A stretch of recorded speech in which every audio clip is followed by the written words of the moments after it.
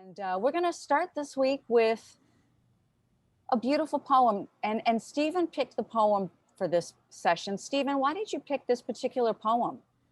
Well, actually, I picked it because some people I know were advocating for poetry by Maya Angelou, and I have to admit I did not, or I really don't know much about her or her poetry, and so this is my way to make that correction. Well, thank you so much. I love Maya Angelou. And I remember when I was an undergraduate, she actually came to Houston one time to speak. And my God, it was tremendous. There were like hundreds and hundreds of people lined up to see her. And it really made a big impact on my life. So thank you so much for choosing her. And she truly was beautiful. And yeah, I remember when her brownstone was up for sale in Harlem, it was a really big deal. I wish I could have bought it. Hmm. Was not possible, but that's okay. So I'm going to go ahead and read it. It's on aging, not my favorite topic at all.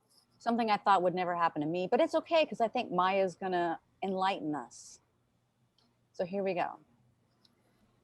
When you see me sitting quietly, like a sack left on the shelf, don't think I need your chattering. I'm listening to myself. Hold, stop. Don't pity me. Hold, stop your sympathy. Understanding if you got it, otherwise, I'll do without it. When my bones are stiff and aching and my feet won't climb the stair, I will only ask one favor. Don't bring me no rocking chair. When you see me walking, stumbling, don't study and get it wrong. Because tired don't mean lazy. And every goodbye ain't gone. I'm the same person I was back then. A little less hair, a little less chin, a lot less lungs, and much less wind. But ain't I lucky? I can still breathe in. Great. Nice reading. Why, thank you. So whenever you're thinking, gee, I don't quite like how my hair is today, or dang, this COVID-15, I gained so much weight and I can't wear my favorite jeans. Just remind yourself, at least I can breathe in. And that's a I, good thing. right. I thought it was COVID-20. Now it's COVID-15. Okay, so for me, I'm fortunate and it was just COVID-15. And Okay. I'm really, really grateful. But no, actually, I'm not grateful, but at least it's not COVID-20. Well, I'm glad we have some dietary advice from the Buddha today. I am so glad. I know, Stephen, I've been trying to give you dietary advice for some time now, perhaps since March. Why should I take dietary advice from you when I have the Buddha? That's right. That's right. Um, so, pop quiz to everyone here. Is there, and raise your hand if you can answer, because we're going to be talking about the 5 chords of sensual pleasure. Is there anyone here who can tell us what those 5 chords are?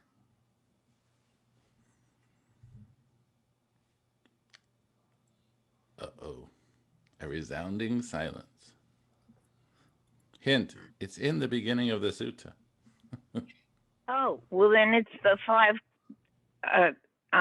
enjoyments that they talk about. I was wondering about the chords too, if they're the same sensual pleasures.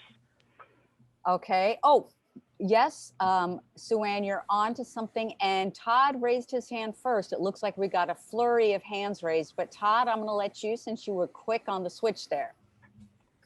Those are simply the 5 senses. That's correct. So that would be seeing, hearing, smelling, taste, and touch. Thank you so much, Todd. And that's what we'll be discussing here in the sutta. I'm going to And we'll find see out. maybe why they're called chords. A very interesting word, I think. I'm thinking that you might enlighten us, Stephen. But Well, I think we should read the sutta first. I do. I was going to say, but until then, we're looking for a couple of readers. And it looks like if our readers can read 2 paragraphs each. So show of hands, and I think Sue-Ann, I heard you in breath, so I think you'd like to read, am I correct? Yes, thank you. Okay, so we'll start with Sue-Ann, and others, if you'd like to read, please raise your hands. Okay, Sue-Ann. Thank you.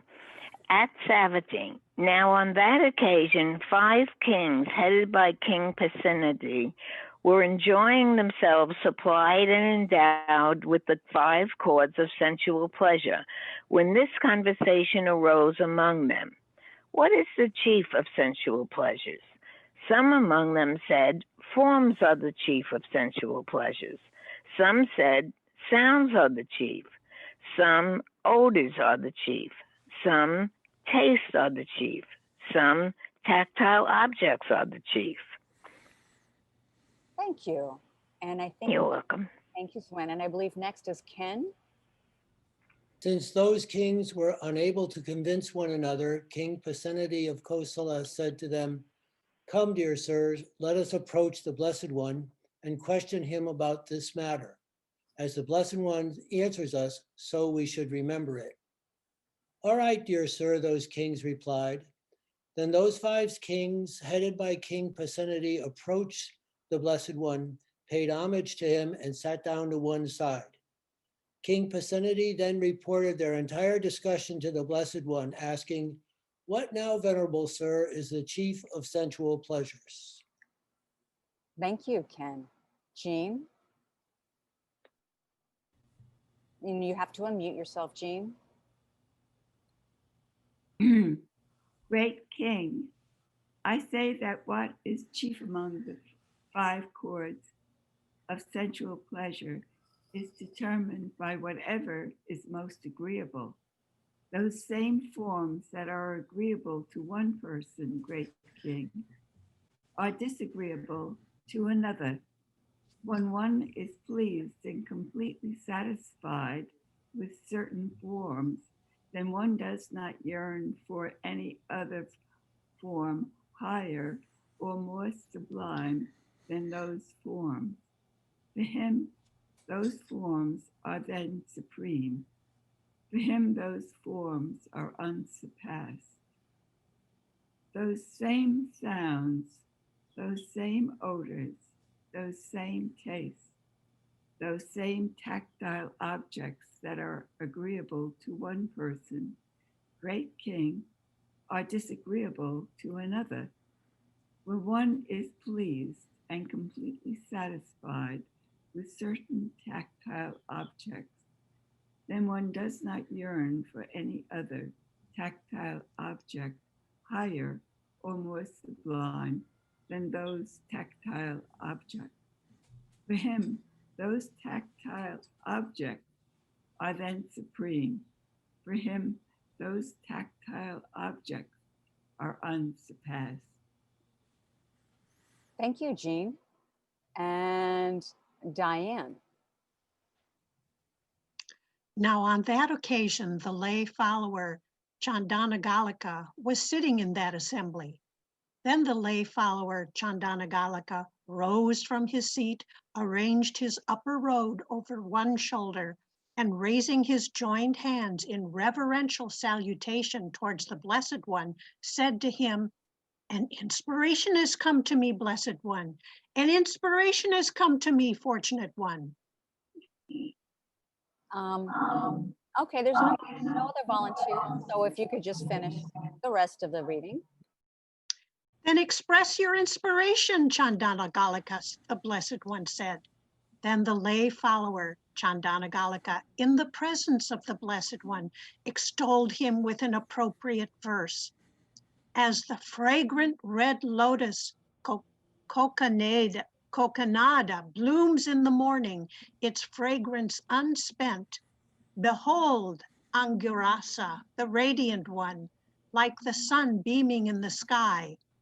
Then those 5 kings bestowed 5 upper robes upon the lay follower Chandanagalika. But the lay follower Chandanagalika bestowed those 5 upper robes upon the Blessed One. Thank you, Diane. And I'm especially If we can make sure everyone's muted so that there's an echo of me. Thank you so much, Diane. I'm especially impressed with your pronunciation of Chandana Galika's name. That's great. So yes, we will look at this one first. It relates actually quite a lot to the one that has dietary advice. And you had a little tidbit for us about this, Stephen, regarding Chandana Galika. Oh, well, the only tidbit I know is that this is his cameo moment, and that he doesn't seem to appear anywhere else in the entire Pali Canon. But that's sort of all I know. I think that's a good thing to know. Yeah. So, I think it's interesting that we have this. I mean, Pasenity is interesting. I think I like his style. I mean, first he had those spies who spied on him. Well, I didn't like the lying to the Buddha. I didn't like that so much. But you remember he was going to have a big party for them where they can enjoy the 5 chords of sensual pleasure. And now he's got these kings and they're all enjoying the 5 chords of sensual pleasure. So he seems to really enjoy pleasure for a spiritual seeker. So I find that quite interesting. But I can relate to that. I bet you can. I feel regal because, we have similar tastes. Okay, well, I don't know if I want to hear about all of the tastes because this is kind of a crazy party, Stephen. But what I think is interesting is they have all these pleasures of the flesh, pleasures, probably great food, great music, musicians. You might have been one of them, Stephen. Who knows? Could be. Court jester, yeah. Maybe. Well, I don't know. But then they get to debating. Well, this is the best pleasure. This wine is so fine. This music is so fabulous. What is the best? It's kind of interesting because not only are they engaging in the pleasures of the senses, but also it's like this pleasure of taking a view, trying to convince each other which one is the best. It's a full-on indulgence of pleasures, don't you think? Yeah, it's a kind of a weird quasi-philosophical discussion for which they think they need the Buddha to help them, but it seems to be in such in a way kind of a rather trivial matter. But I mean, of course, it's not so trivial really. But I'm not sure how seriously they're taking it. I mean, do they really think the Buddha's going to come in and say, "Look, it's all about the physical form. It's totally so much better than taste." Did they really expect that answer? It's impossible to say. It's kind of weird. It is impossible. But I agree with you. It's somewhat trivial, but they're kings, and so perhaps they can call on the Buddha for anything. But of course, leave it to the Buddha to make a profound teaching out of this. Right. And so I particularly like what he says here, that the things that we like the most, those are the things that we're going to be, and I love this, when we are completely satisfied with certain forms, completely satisfied, then we're not going to yearn for any form higher or more sublime. And for him, those forms are supreme, meaning they are unsurpassed. So if I think mint chip ice cream with hot fudge and cream whip topping is the supreme, highest, bestestest ever, why would I work towards attaining the jhana states? What draw would that have for me?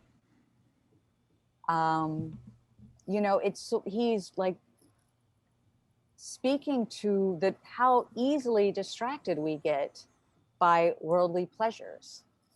Yes. I think it's an excellent point, Regina, because I have to admit, when I first read through this paragraph, I missed this point, I think. But I think what we're seeing is that the Buddha sort of turns around the argument on its head. Instead of saying, well, it's this form rather than the other form, well, he starts off by saying, well, of course, everyone has personal taste. But, I think the crucial point, as you said and highlighted here, is that when we become infatuated with a certain sensual pleasure, we forget everything else. And it can really stymie our spiritual progress. It can. I'm not sure exactly where I heard it, but it is said that the best place to be in terms of working towards spiritual attainment is not having way too much in terms of comfort and money and possessions, but also not being completely destitute of those things, but being somewhere in the middle. That's the best place to be for us to practice. When one is overly wealthy, what's the incentive? And when one is completely impoverished and having to work nonstop day and night, it's almost like there's just nothing, no time to think about anything but feeding yourself. So it's sort of like in the middle. But that's kind of tangential to what he's saying, is that we have to be very careful not to mistake the wonderful things that this body can experience as being the end all be all. Because there's a danger in that. Absolutely. And what is this that but I'm going to let Diane say it. Chandanganikala. Diane. Chandanagalika. Fabulous. It just rolls off the tongue. I know. Maybe she's had an amazing poly teacher. Amazing teacher. Yes, I had an amazing teacher. Chandanagalika. Okay. Don't really ask me what it means. I'm not quite sure. So Chandanagalika, in his cameo appearance, has this, I think, a really nice little poem here. And at first, it seems like he might be comparing the Buddha to this red lotus. But to me, in my mind, earlier in the sutta, we spoke about the different chords of sensual pleasure. And one of those chords of sensual pleasure was that comes from our sense of smell. And apparently this red lotus flower that blooms in the morning has an amazing fragrance. I guess, back in the time of the Buddha, people actually smelled flowers and were able to enjoy such things. Not so sure that happens so much anymore. But, he says that this beautiful flower blooming in the morning, and right here, I feel as though we have a key, the fragrance unspent. In other words, it's still emitting this fabulous smell. One could easily get lost in that fabulous fragrance. But then what happens, Stephen? Well, he compares the Buddha to this name, this hard to understand name, Angirasa, which I even had to put a footnote in.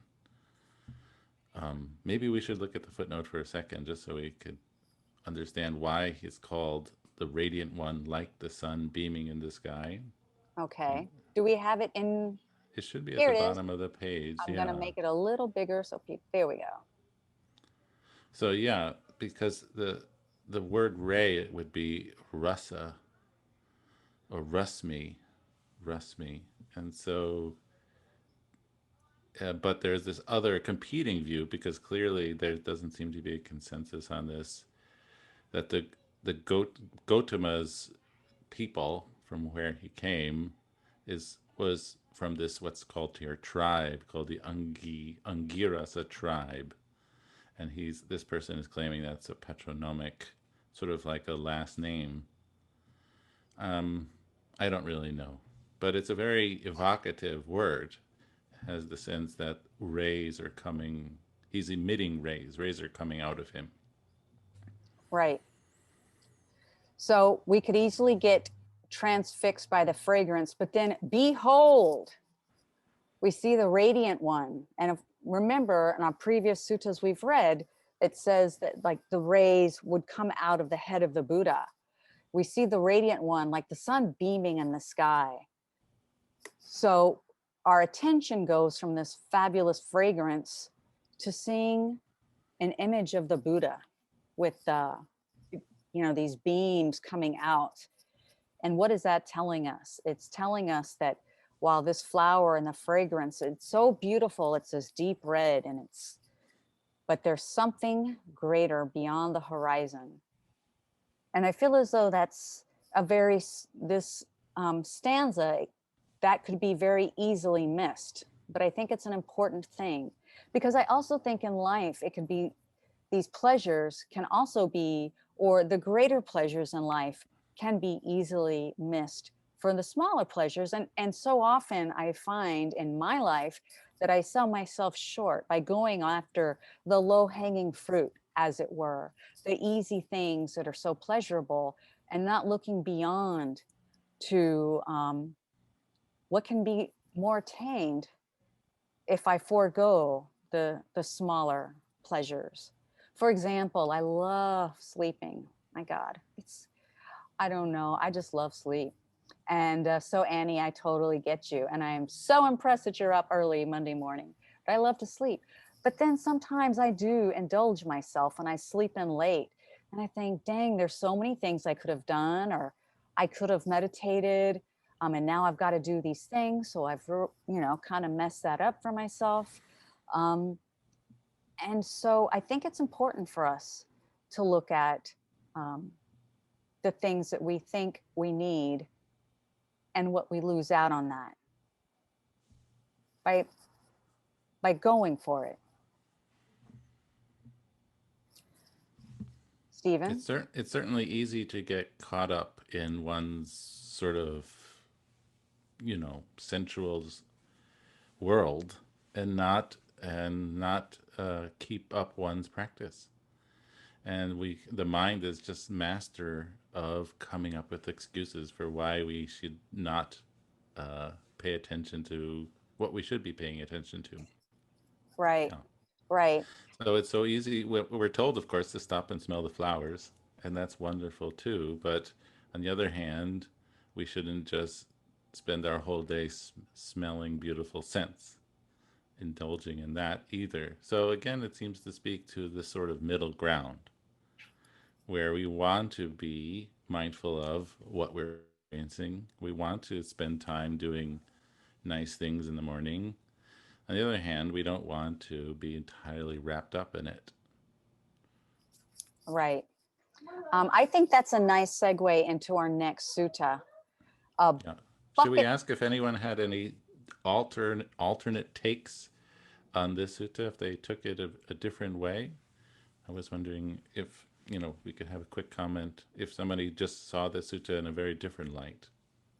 Brahman Levi did.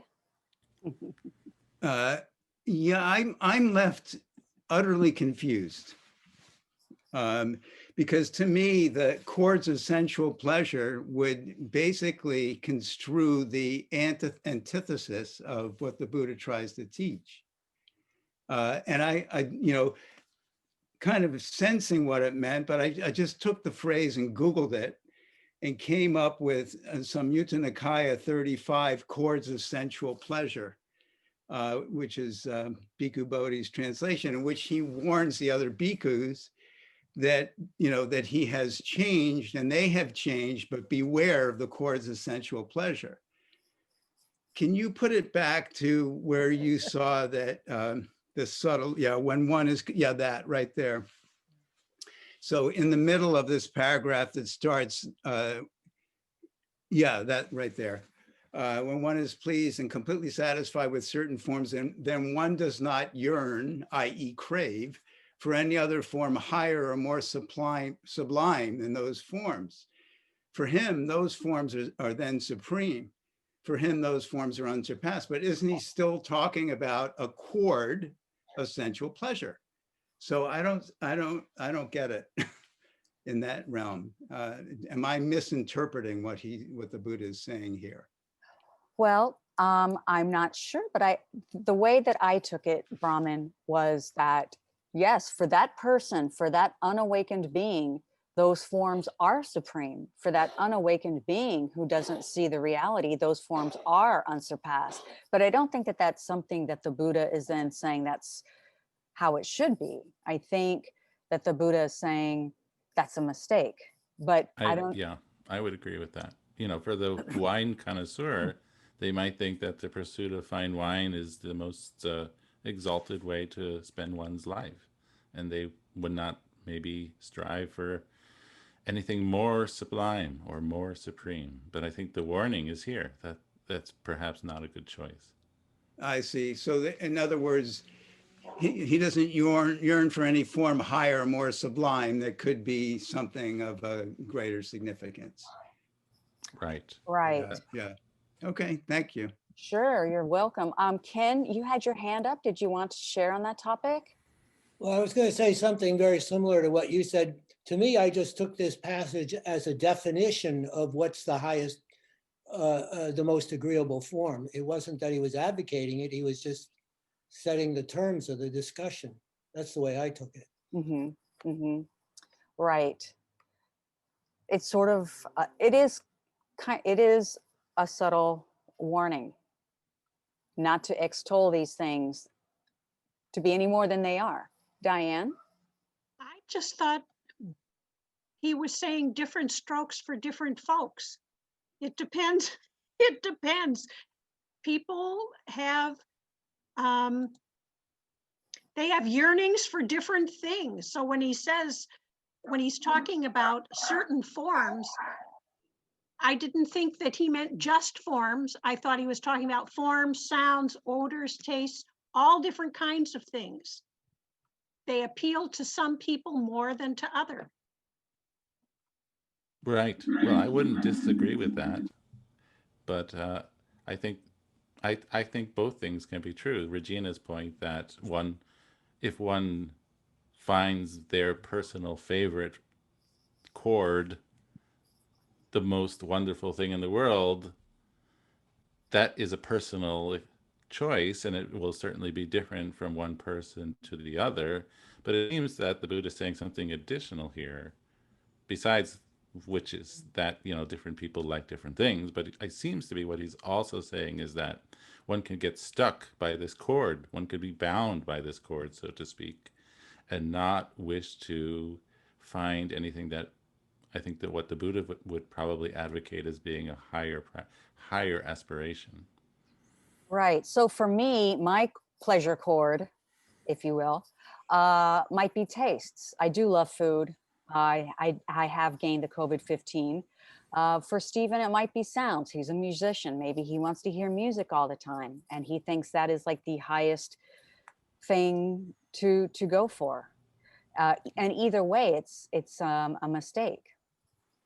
Yeah, I mean, certainly I know plenty of people who think that classical music is the most perfect, amazing thing, unsurpassed. No, it just doesn't get better than Mozart.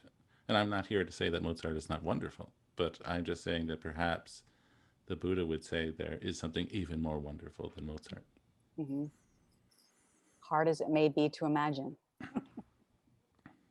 So I had one little comment there, if you don't mind. yes. Yeah, I just laughed out loud when I read that line. If you scroll down just a little bit more. Sure. When one is completely satisfied. Oh yes. Yeah, the same one that Brahman was looking at. Yeah, when one is pleased and completely satisfied with, you know, certain sensual pleasures, then there's nothing else. You know, I mean, the Buddha he was known for his satirical comments or sort of ribbing kind of things, you know. And to me, this is a joke. You know, like nothing is completely pleasing or satisfying. And so he's really pointing to the fact that if that's the situation, then there's ignorance. And, you know, you're never going to look for anything else, you know. That he's kind of, it's not like it's a little bit of a dig, but I think it's also possibly just an objective observation with a little bit of humor in it. What do you think? I mean, I don't know. Stephen, Regina, what do you think? Is that too far, stretching it? No, I like that because it kind of reminds me of our previous reading. I now that you bring that up, Tierney, I really like the Buddha's banter with Pasenadi. It seems like he speaks with him differently than he does others. I guess he does. They have a good time. Absolutely. I think we can really see a lot of character here. It's not Yeah. formulaic, the way he talks to him, the way he teaches him. Yes. And I had a question, Stephen, for you. But at the end, when maybe this is just because today I went to a Zoom Katina ceremony for a nun in Scotland, and they give the robes at the end of the ceremonies, the end of the rains retreats, you know. Yeah. And this puzzled me. This last paragraph where the kings are giving the robe to this lay follower, and the lay follower gives them to the Buddha. Is this possibly a Katina ceremony at the end of the rains? And if so, why are they giving it to the lay follower? Is he just like the conduit? That's a great question, which I don't know the answer. Um, I mean, perhaps robe giving was a thing beyond from the monastic tradition. I don't know if that is the case. I mean, No. we know that the wearing of the robes is something sort of vestigial from 2,500 years ago. But perhaps the giving of a robe was a sign of appreciation, sort of like you might give any kind of present. But it's an interesting question. So they could have been giving it to the lay follower. I don't. It seems that way. Yeah, I mean, that's yeah. what's happening here, but I don't know why. I don't know why. I just, before Young Kuei has her hand up, before calling on Young Kuei, I just want to say that the upper robes must have been the nicest ones. They're the ones to be seen. I'm sure that they were very well decorated and probably had silken threads, and who knows if they had gems. I guess they liked what he shared so much here because he put the capstone on the teaching, didn't he? And Right. and he had so much reverence for the Buddha. He's like, I want you to have these beautiful robes. And I also think it's a beautiful example of dana. Yeah. Appreciation for a wonderful teaching. Yeah. So Young Kuei, you had your hand up. Yeah, so it took me a while to understand this too, because I think I'm used to another kind of sutta where the teaching is delivered in a different way. But I kind of get this now. I feel like I got the sense that, oh, okay, so the 5 courts of this and the 5 robes, the 5 kings, there's these 5s. And then there's a sense of this banter of, oh, come on, everybody's got their own taste. You can't rely on the objects. You can't be attached to the object because everybody's got their own favorite and you feel you're satisfied. And it's not about the objects. It's not about the forms. There's a sense of, oh, I see. It really isn't about that, huh? I feel like that's the level that I'm getting the teaching. Like it's about that. It's really, like, we know it's the internal attitude towards how we're perceiving and meeting the external world. But here he's meeting the lay people and say, yeah, look at that. Everybody's attached to different things. So there's nothing constant, it's not nothing you can rely on. It's like, oh, right. Okay, I get it. So anyway, that's how I'm taking it right now. Right. I think we see this really interesting skillfulness of teaching here, that he's kind of, as Terania said, giving maybe he's giving these kings a little bit of a ribbing, sort of poking fun a little bit at their question, which maybe to us might seem silly or kind of like really they would actually ask the Buddha this question. But I think it is an interesting point that these people who were very close to the Buddha would be so sort of unadvanced in a way, right? I think that it's an interesting point that not everybody who encountered the Buddha, or maybe even encounters Buddhism, becomes this incredible practitioner that we will read storybooks about. These seem to be, they were kings, but on the other hand, they were actually regular people, kind of like me or us, regular people trying to figure this out. And they needed sort of more simple things to be taught, not only about jhanas and very advanced things, but just about the basics. I mean, it is the basic, but I like it because it is, when we started this section, it was prefaced as helping the lay people, as giving us advice, as helping us to see through everyday difficulties. And this teaching does that very well for me, especially in regards to the, in regards to, I'll just admit it, the eating situation is a little, it's challenging for me. And this is really helpful. It just helps remind me that, hey, this isn't the end all be all. Maybe long-term health might be a better pleasure than eating this tub of ice cream, which is something that I could do. You know, I'm a sugar-aholic. So it's not high level Buddha spirituality, but it's very helpful. And I think it's wonderful to see this sort of part of the spectrum of teaching from the Buddha himself. You know, it's not all super severe and serious. He was sort of hanging out with people and kind of giving them gentle instructions. And I think as a layperson, I find it very helpful that I don't feel sort of excluded, you know, as not a bhikkhu in a cave. Does anyone else have any thoughts? Maybe people would like to chime in. I'm not sure we're going to get to our dietary advice today. Well, just that last point you made, Stephen, it really makes me realize that same paragraph that we've been looking at is, he might be saying, look, it's a trade-off. You know, you can go for the sense pleasures if you want, you know, and there'll be a certain level of happiness, but look at what you're compromising when you do that blindly, or thinking that there is any kind of ultimate happiness to be found there. Absolutely. And we see this all the time today where, you know, people will devote their whole lives to cooking. And there's nothing wrong with cooking per se. And I think that's important to stress. There's nothing wrong with enjoying beautiful incense. But we have to also maybe keep in mind that there's more teaching in the book. There's more to explore. And if we get bound up by these cords, then we are, in a sense, missing out on more. And so it's not a type of you know, restrictive practice where we are just giving up everything we love, but rather a way of opening ourselves up to something even more wonderful. Can I make a comment? Sure. I was just going to say that maybe because we were saying that, you know, that was kind of silly almost that they had to ask the Buddha this kind of question.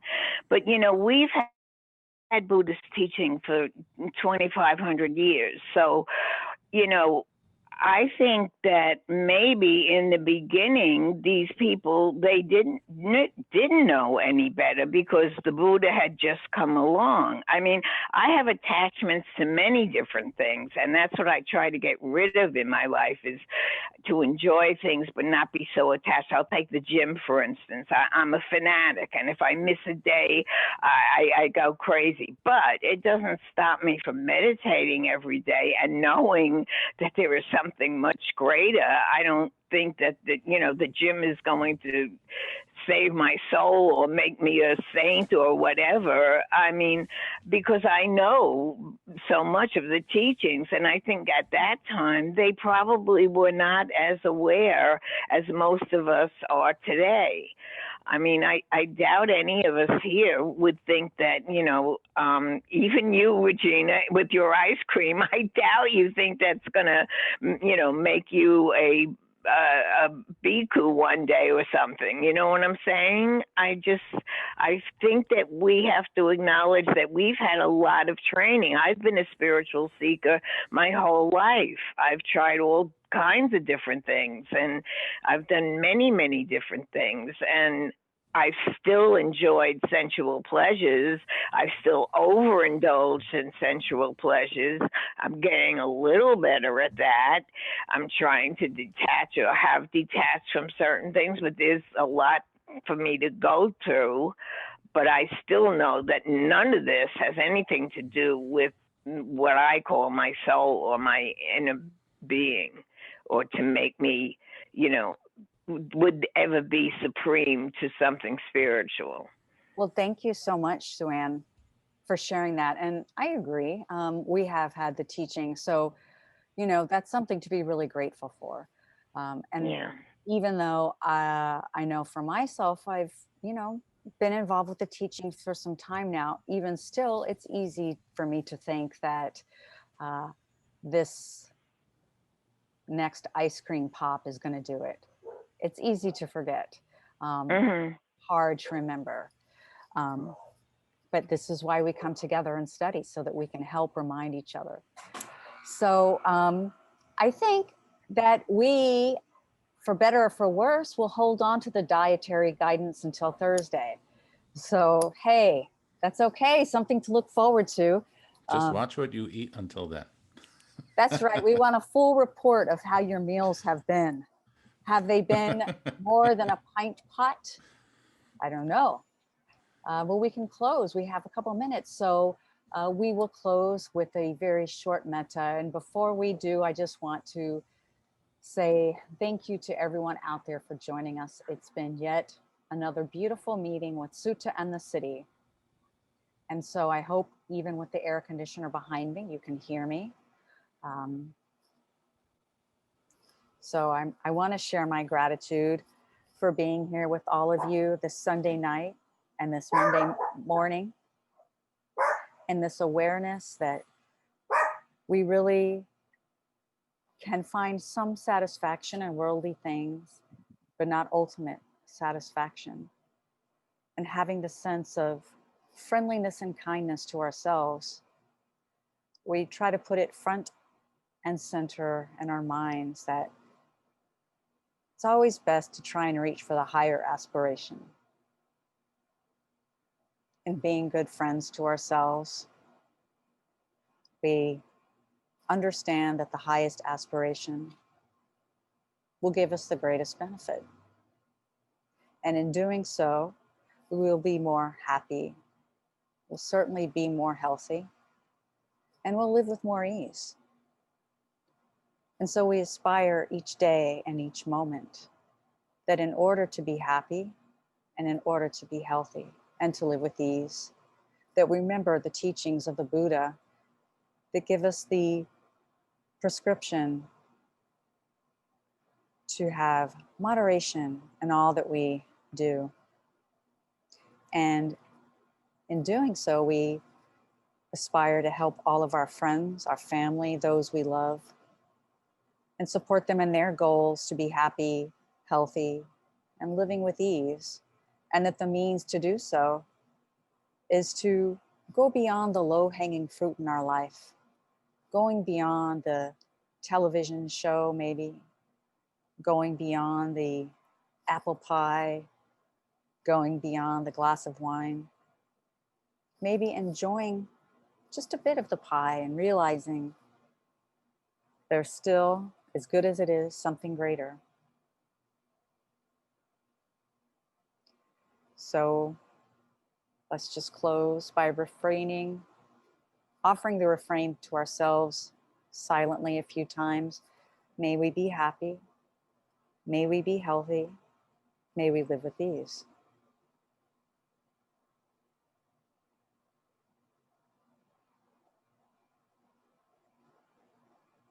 May all living beings, those in the sky, those in the ocean, those resting in the trees, those wriggling around in the dirt,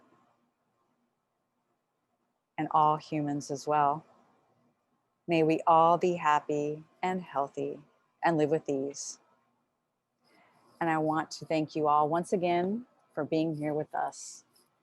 It's been a pleasure. So may you have a wonderful Monday and a wonderful Sunday evening. Thank you. Thank Thank you. Thank you. Thank you so much. Thank Stephen you. and Gina. Have a good night, everybody. Be Thank well. you, everyone. Thank Little you. Good week, everyone.